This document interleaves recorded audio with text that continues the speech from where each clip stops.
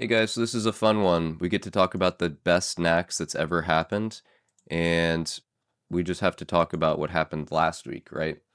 A week ago, Eternal had disaster. They had a wipe when it was looking like potentially sub 40 right on the edge. We'll never know because unfortunateness happened and the run was ended.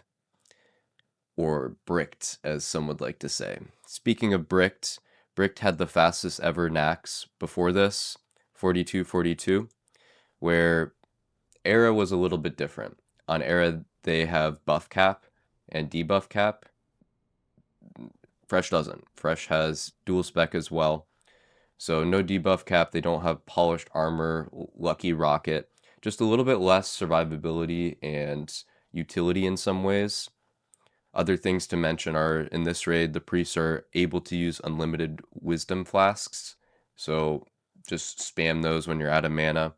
Allows you to have a little bit more survivability because of that in comparison, right? There's kind of the two sides. So other things to mention are dual spec, one or two times potentially for people to swap their specs here for slightly more optimization. Also, no chickens in the current version of Fresh compared to here. What you see is these guys are going to have the chicken buff after killing Lotheb, a little bit more attack speed because of that. So, a couple different things to mention. Also, in this bricked run a year ago, obviously all these guys didn't have consecrated sharpening stones compared to in the raids that we're seeing now on Anniversary. Obviously, they're going to have the consecrated sharpening stones. But the biggest thing to mention is why am I saying that it was the fastest ever NAXX when there has been a 41-minute run? Five Sunders, please, earlier this month did a 41:38. Well, the problem is that Blizzard just never fixed their game. KT has been broken for over a year, almost a year now, 11 months, right? Back when we got to see the bricked run. KT is just longer in this version of Era back then. They broke the game, said they wouldn't change it, and they did, and they never fixed it. So, unfortunate. With that being said, maybe they would have had the best run last week, but they came back stronger this week, and we get to see the best ever NAXX raid. If you aren't subscribed to ATD, would definitely encourage it. This guy's a blaster. Not only is he showing his gameplay of how other people can improve just from watching the gameplay, I really like his guides on different aspects of warriors. So really encourage you give this guy a follow and support if you haven't. Anyways, we get into this run, but before the run, I just want to talk about the flex that is this video. Spoiled it. They kill KT this time. They get to show some of like the highlights of the run, and then he also shows the wipe of the previous week in the same video that is faster than anyone else has ever done NAXX, right? 41:36 or whatever. This video is 41 minutes long, so just kind of that level of difference, right? These guys really are on just that next step of pump. Really cool to see. I think Five Sunders Please has the potential to do that as well. So having that competition for a whole nother month has me really excited. Obviously, people are focused on TBC coming up, but we're not going to see that until January. Have a full cycle of December DMF, potentially a couple more runs at the start of January. So just pretty cool to see what's going to come. Lots more content. So let's get into this run now. Not a whole ton to talk about from the bad side, right? We're going to talk about where the death was that costed them the sub 40. Could have been sub 40, I think, if we look at the amount of time that was lost because of a death. And we'll get to that later. Kind of scary target dummy here, where you see multiple people get hit by AoE spits, but they just kill things so fast. Their level of damage is just so insane that it doesn't really matter. Interesting to see like where Diamond Flask is used. I'm not curious. I'm not sure otherwise in this raid if that's something that's like really coordinated at the start, but in AQ40 that was kind of a big aspect of everyone having Diamond Flask popped after Scarum for the high damage pull. Anyways, here that druid got so low. So poison instantly ticked off. That's the power of the EPR. If like half a second longer there, druid would have died. Would have been a lot tougher of a raid experience for these guys, losing someone early like that to have the best ever. That's really the key, right? These guys were able to hold it together. So funny thing to mention too, as far as the boomkin, right? Maybe the armor difference here being a boomkin allowed him to survive and have that little bit of extraness of um, survivability made the difference. Again, combined with on era, might not have rockets, all that other kind of stuff, and potentially could have died there. Hard to say. But what's not hard to say is how much these guys are blasting. Interesting to see how focus is still put on killing Skull first here. Potential to save 1 or 2 seconds, I think, if everyone just instantly focused on the boss. But they're still thinking about mechanics, right? That's one thing that is important to note from ATD's gameplay throughout. I think it's very unselfish and just like the blaster mindset of someone that's trying to go for rank 1 overall rather than rank 1 parses overall. And that kind of mindset from a raid group is what allows rank 1s to happen, right?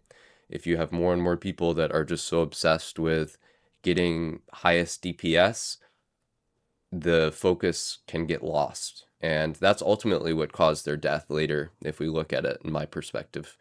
Um, Again, disclaimer, I'm just some guy sitting in my armchair talking about raids that I'm not part of.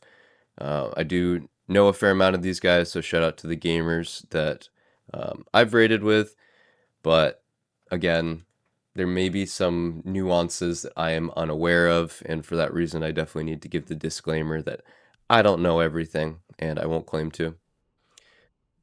They're starting the Giggle Pull here from Rogue in advance, started and grabbed everything. So this right here, unfortunate. They have to stop for a second and kill these mobs. The fact that these reset was pretty disastrous.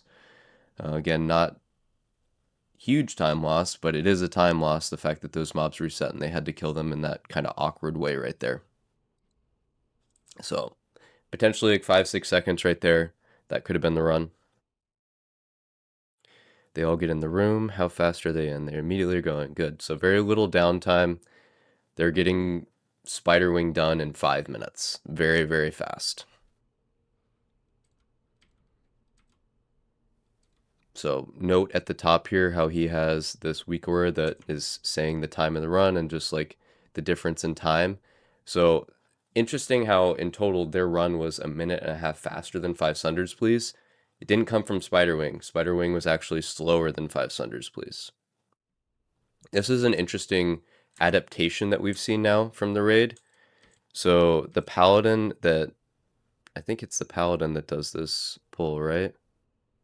It's my guess. Oh, maybe it's must be a paladin, right? Yeah, only the paladin is zoned back in and grabbing it. So previously in Brick's #1 run, they did the strat of bringing these into the start of Plague after you kill a couple of the gargoyles and you have your stacks ticking off. That's not the strategy anymore. Instead, they're just doing that on the opener, which I think is interesting. I think that while this is happening, someone should be pulling the next pack into them. A little bit of kind of awkward downtime here. This pack doesn't reset. It'll just come and meet them right here. So potentially 1 or 2 seconds saved if this is just a little bit cleaner, I think. But again, just interesting to see the adaptation that's happened where those Patrick Golems are brought from the Paladin and set up like that. So they also use a Petri for that, right? That's something that wasn't done before. So they need to have perfect Petri usage throughout the rest of this raid because they're adding an additional Petri that previously was not being used. So they're cleaving 3 at once here. Absolute blasting. 5 stacks, and they keep going. So 7 stacks, not too bad. So this is an area where Bricked would all Petri these off. They would get like 10 stacks sometimes. Just Petri and remove them. Obviously, you have to do that out of combat. Doesn't seem like they really have the opportunity to do that. Again, though, with the fact that there's no buff cap, these guys just have a little bit passive ticking, higher health pools. It just doesn't feel very scary at all having only 7 stacks. And only having 7 stacks is like best case scenario. Each one of those mobs they got 1 stack from and was able to kill it before they got others. So just really, really high levels of damage. So was there a threat reset? I guess that's something I didn't pay attention to. They did not get a threat reset. That is a nice benefit from going so fast. Good RNG. Quickly going into the next area here. And this was kind of like a nothing burger in terms of how much focus people put in this area to save a couple seconds. I think that this is the mindset, right? These guys didn't really do anything besides just full press W and run the entire time. So we've seen some different strats of people like using Nifty while invised and stuff like that, and that just wasn't the case for this run at all, right? So unfortunate here, Tech gets teleported. So I guess maybe he didn't lip like everyone else did. But I can't really tell from ATD. Yeah, so he lips on the opener, yeah. Basically everyone did, I think, but kind of unfortunate to lose one warrior here because of that. Don't know if maybe he was assigned to... I mean, he's in a regular group, I don't know. I was thinking maybe like one of the tanks would have Mighty Raged at Noth for potential threat reset or something, but it doesn't seem the case, right? Anyways, they're able to kill this in the ideal spot. Getting to the final corner over here and killing it is definitely the speedrun strat. Again, just insane levels of damage in this raid. Good cleanses here from everyone as well.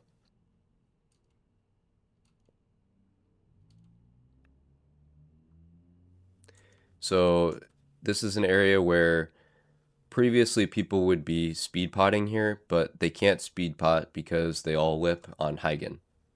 So I think that's kind of an interesting trade-off. I wonder. I just don't know.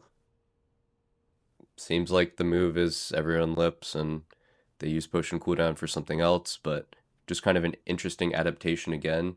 To me, what seems like a little bit slower timing is what it is. Because of that, though, it allows them here, they're going to get a potion cooldown earlier. They didn't speed pot at like going into Lothab, they used their potion cooldown start of Hygen. So that means they're just a little bit ahead on potions here and are going to have another potion shortly after Lothab is dead, right? 30 seconds in here, they can... I would say they can use a potion, but they actually can't. They need to save it for the next Gigapull you're going to see. So in this area, blasting, just absolutely pumping this stuff down. Shade comes in from this side. They do need to kill that Shade. Notice how the entire raid is together here. Very tight bunching. Pretty comparable in terms of the amount of time that these guys have on their Spore debuff compared to that bricked one run that we saw where, again, they had the ability to use chickens, which just increase their attack speed and make them that little bit extra pump in comparison to these guys. Hard to tell. We could look at some like boss kill times. I guess that would be a good way to get a general idea of how fast the two runs are in comparison of the no buff cop and stuff compared to the raid that we have now. This looks higher damage. I mean, they're faster, right? So where does that come from? Part of it is movement, part of it is just more pump. And it's kind of crazy, right? Bricked had a bunch of Gressels, THCs, and stuff like that, but they didn't have everyone full bis. There's never been a full bis raid to exist. Maybe over on China that I'm unaware of, but over here everyone quits eventually. So anyways, near disaster here with the Paladin dying, but he lives. Gets down so low there, but again, their high level of damage allows them to quickly kill those targets. No one dying on this pull's key. Good holy water, or not holy water. There probably was some good holy water, but Holy Nova is just incredibly powerful there. So fair bit of downtime here. What I don't totally understand is, again, I'm not part of this raid to see what's going on here, but to me it looks like Gauss is setting this up where he's not in range, right? So if he's not in range, he's probably doing this. This is 7 seconds right here. I feel like this is just a lot of downtime from my perspective. So near disaster, really good reaction time here. So look what happens. Um, it seems like I thought that this guy's invised and Rezuv wouldn't see him while invised. Like you can cast mind control while invised, but I guess because he was closer than the NPC was, Rezuvius targets him first. I don't know. That kind of scared me. It looks like the hunter had a really good reaction time here, or something, right? This is a run ender right here. If he gets hit by this, but he doesn't, it immediately targets Buzz. So maybe we'll have to look and see cast order here. But really clutch that Gauss didn't get hit by that. Maybe bopped. I do want to. We'll continue the run and look at that at the end. But this is so key to me that that didn't end in disaster. So run continues after near chaos or definite chaos, near disaster, and they're just blasting forward.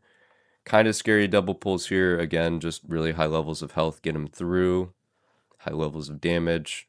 They get hit by some stuff, but it's not enough to take them out. So this is the area that I talked about, probably most important when it comes to distilled wisdom flasks, just the difference between the two best runs. On Era, these guys are just chugging flasks like crazy for the priest on this side. But if you look at how much mana these guys have throughout this, they never really get that low. The gargoyles are scary, of course. The ghouls are scary, but they're really healthy on the mana front. So just good management.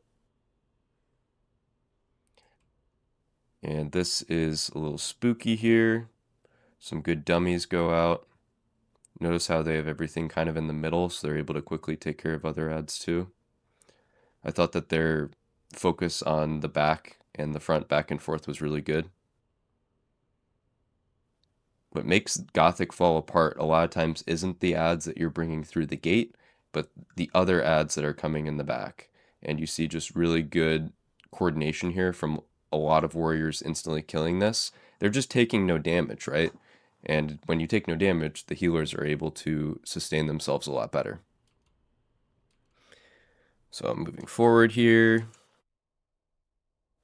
Just really well handled. That's the last ghoul pack that they needed to kill. They killed all the acolytes. So they get to run straight down here and into Four Horsemen really quickly. Really good pull here from the hunter that they're able to get the extra acolytes like that in advance. I was kind of confused. I don't think they actually needed to kill these because they killed one pack in whatever it's called, Spiderwing, right? To me, I think this ends up being wasted, but I'm not 100% on that. But if you look at the time here, Death Knight and A-Bomb Wing, that's really where they're just starting to get more and more ahead. So Cleave, they're going to go crazy here. Big pump. Really good openers as far as everyone sappering and doing a fair bit of damage before they even start splitting up. So the cleave happens again. I'm just kind of skipping through this because it all goes well, right? Let's focus more on the bad than the good in a speed run like this.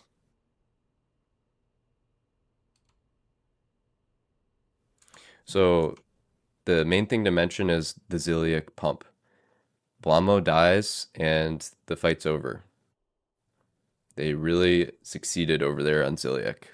They only had one warlock, 3 mages, and some warriors. So the discussion that's been going on forever is, oh, do you need more casters? Like the reason that you bring casters is for Ziliac. And this is a case where it's now pretty clear that Curse of Elements is just not needed in NAXX, which is kind of crazy. Like, look how fast this mob dies. Goes from like 40% to 0 so fast. It reaches him, half health, and dead. Just crazy levels of damage. So quickly getting through. They do the slime skip successfully. Jumping across. Let's just watch the start here. This is always a little sketch. Couple sussy charges, but some good dummies. And they're just going to continue forward through all these. Again, this is kind of a scary pull. But they kill things quickly. They have their FAP available. So this is kind of a crazy one. They're grabbing a lot at once here. The key is that they killed Skull before it did anything. If there was a fear or a totem that happened right here, this could have been a much worse scenario. So really good focus, killing the correct targets.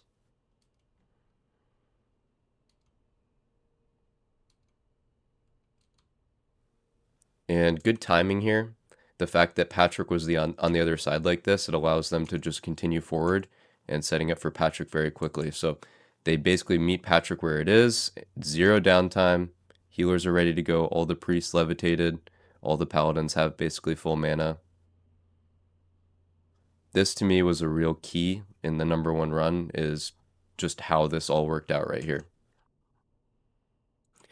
So unfortunate death though. I don't really know what happens here. Right? It looks like a death, right? So I don't think this like showed up on the logs. I'm kind of confused. Like, am I watching the right one run? I didn't think this was what happened. So Enva.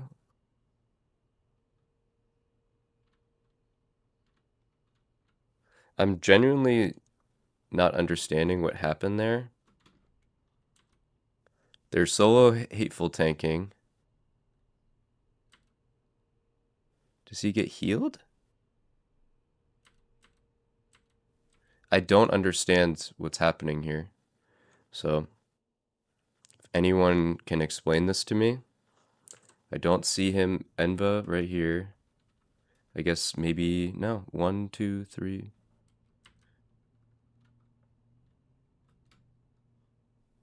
So gets hit. Why does that happen? Landa's full health here. He shouldn't be getting hit like that. Did he get like bopped or something, or did he lip? So the two things we'll have to check are Vesuvius and Patrick. See if we can learn anything more. But otherwise they get it down. So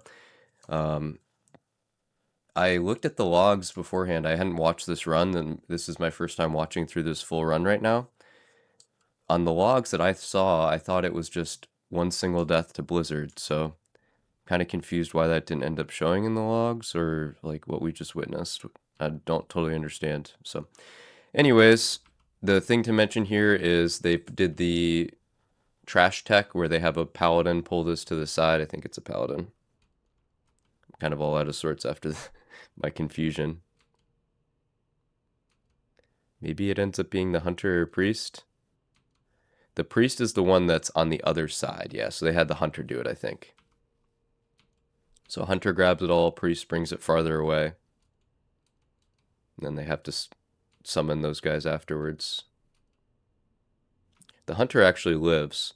So they pulled it off where the mobs run after the priest. The hunter is able to catch up. And then they just have to summon the priest. So it's actually a pretty cool adaptation. And previously, this is what borked these guys from being #1. They had a really good run, and then they just wasted time here summoning. So they really focused on that this time.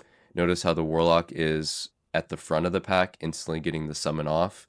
So big adaptation here that saved them time. Shout out to the Warlock. And now we get to see Saffron.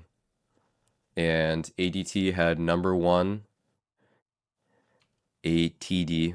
It's hard for me to say it correctly. I'm kind of having a stroke right now. I'm very tired. Anyways, um, here we go, going into Thaddeus. Good timing. So boom, it switches. And this is what I'm talking about when I'm saying that this perspective is someone that's clearly for the boys. He stops at 4%. There were definitely people still hitting and being a little bit too pumpy pump here. Got to be really safe, making sure this thing doesn't die. It was at 0%. If everyone has the mindset, oh, I can hit it a couple more times, that's how you have disaster. So just pointing out how top players are ones that are doing the correct stuff. So, with that being said, take what you want here as far as the Mighty versus Lip. He Mighty Rages, and if this boss turned to him, it could have been disaster. Maddox just had crazy threat. So, shout out to Maddox here, really good tank. Um, he's not on the tank side. So, when you're not on the tank side, you can be that extra little bit of greediness. Um, and he holy waters and doesn't use dummy, right? So that's not listening to the weak aura, but that's understandable. He's not on the tank side. But what I want to talk about is the people on the other side, right? These people over here, if they're doing that same thing that ATD is doing, you're going to run into trouble. And that's ultimately, I think, what got one guy killed here. And again, we talked about a couple different points, maybe a couple seconds lost, but clearly 7 seconds or so were lost here. If this guy hadn't died, would have been a sub 40 run. They had to stop for a second, and previously, what wiped them is the priest catching up here. So I think that in this area, as soon as this boss is dying, or even beforehand, maybe having one person designated as the reser so that they have a speed item on, such as Skull of Impending Doom, I think that would make the difference. Anyways, maybe I'm wrong. I don't know. Maybe they planned for that. Even so, like they're summoning the one guy that died. So they summon that guy, and the priest probably still has to run. So maybe they are doing that, right? Like, reality is the priest, as fast as possible, is just not able to get here. And I guess they B-res that guy on Patrick, maybe, right? So they don't have B-res available for this. So they have to wait. So they would have started Blink, they would have now 1 Mississippi, 2 Mississippi, 3 Mississippi, 4 Mississippi, 5 Mississippi, 6 Mississippi, 7 Mississippi. That's the run right there, right? So let's go and look a little bit into the logs here after we finish this KT, because again, they didn't wipe this time. They waited, they had control, but that little bit of downtime, less of a speed run, right? Less of being the best.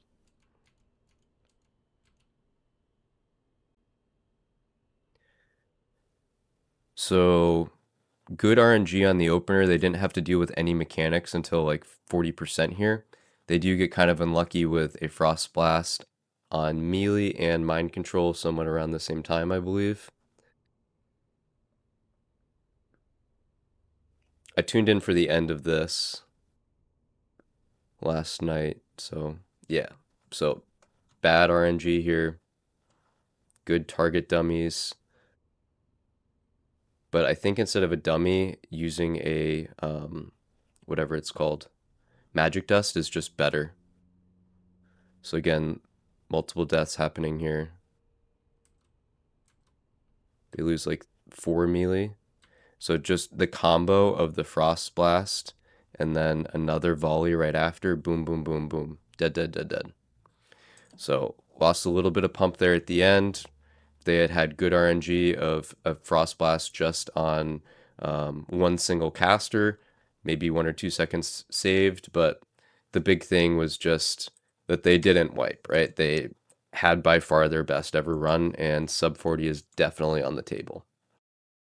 But I just want to talk about Saffron here. So just was doing a little bit of an audit. The question is if he was too far forward, right? You're more likely to get cleaved at the front, I believe. But the thing is that you don't get cleaved if you have enough masterwork target dummies, I believe. The whole idea of why people are throwing down those dummies in front of the boss is that it can soak the cleaves, and only so many people are able to be hit by the cleave. So, unfortunately, what it looks like to me is that some of these guys that used holy water, so we'll go to casts, holy water, Stratholme holy water. I believe that some of these guys were on the opposite side, right? So let's just look here. Where's Kala? Kala is on the tank side, so he should not have used a strat water. LJ is on the tank side. He should not have used a strat water. So we could also take a look at how many Mighty Rages were used. So a couple people used it before the boss, a couple people after. The play was like, I don't know why you didn't use Mighty Rage at 14 seconds. In that case, you definitely should have just lipped. Painty, Camilla, Wampy. Again, I didn't look at this. Okay, Wampy's on the correct side. Painty's on the correct side. So yeah, these guys are all in the clear. And everyone that mightied was on the correct side. But the key for me is when I look at the Masterwork target dummies, there just weren't enough. 1, 2, 3, 4, 5, 6, 7, 8, 9, 10, 11, 12. 12 dummies. Definitely need to have a lot more. That ultimately, I think, just led to the downfall here of if we go to damage taken, taken from source, tables. Oh, not taken from ability. Cleave. So there's just too much cleave damage going out. I guess at the end there, maybe it doesn't matter now that I say that. Let's look at events. So everyone is immune to the first one. So only 2 people got hit at the start.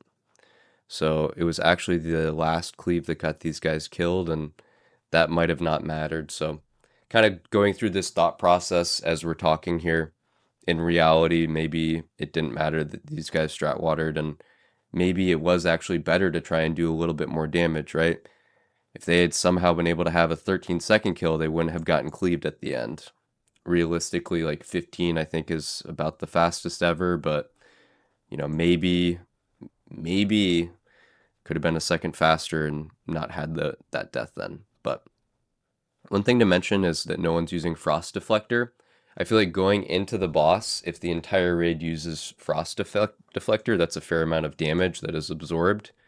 If we do damage done by ability, healing, and events here, it's interesting to see this briefly as well, where I'm not sure why this priest here is using lower rank flash heal.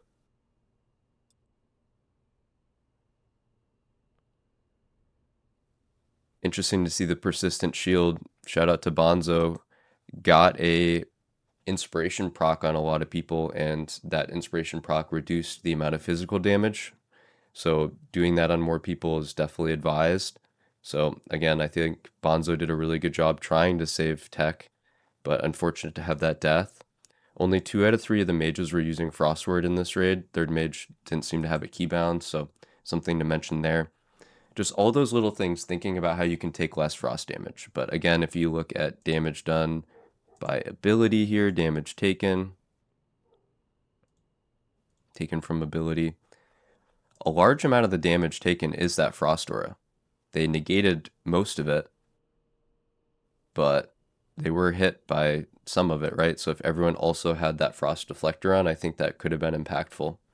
I don't think it shares a cooldown with anything. Tell me if I'm wrong, please. Ultimately, though, that life drain was the killer. Not really, actually, he absorbed most of it. The killer was the cleave. Like, if we look at what damage taken from tech. Events. It was just the Wombo here. He got hit by a blizzard and cleave within a second and a half. So the life drain, yeah, it only did 79 damage, but the Frost Aura ticks are pretty significant there because he has Wreck popped. He's taking 800 from that Frost Aura. So again, I think, was it enough if you had that frost deflector? No, because he died from 800 and frost deflector is only like 600 plus healing. But the question is, if everyone had it, could the healers have had a little bit more focus on the correct targets?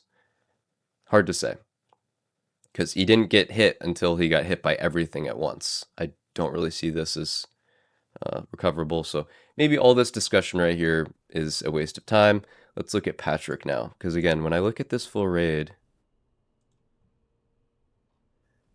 deaths. Oh no, yeah. So a lot of people died. I just wasn't looking at the right logs. I missed this ghoul death also. So it was actually less clean than I thought. We didn't look back at this, but a DPS died from ghouls. I'm assuming that is probably where the druid actually used their B-res. So definitely potential for a sub 40 if a couple things change here. Let's just try and look at Patrick quickly. I said we'd take a look at that. 125 is an insanely fast kill. So Enva got one shot by Hatefuls, which shouldn't happen. The question is if like Landa was immune to damage or something. Let's just look at casts first. Events. Nothing seen here on their end that would like stop them. The only thing I can think of is somehow this guy went out of range of the boss or something, because I just don't understand how that guy got one shot. It looked really clear to me that they were there was someone in range of being on the hateful there, right? Like this just really confuses me. Landa was definitely second on threat within the top 4. Anyways, starting to ramble at the end of the logs. I'll definitely have to chop and make it clear that ramble session begins. But love talking about this kind of stuff.